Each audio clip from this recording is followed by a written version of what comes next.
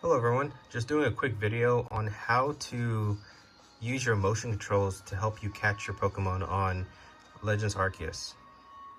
First you would want to go to your menu button and go all the way over using your trigger buttons. Go to the right, go down to settings. By default, your motion sensitivity is set to 0. If you just increase it by 1, you will start activating the motion sensitivity of your switch. So let's just set it to 1 and let's put that into action. So I'm gonna go try to catch the Zubat. I'll switch over to my Pokeball.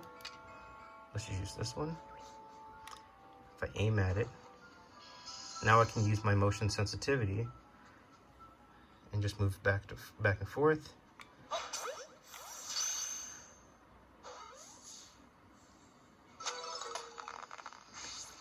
And that worked. So sometimes you might not be in a position where you can accurately move your stick.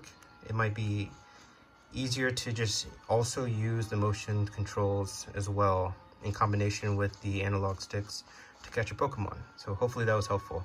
Thanks.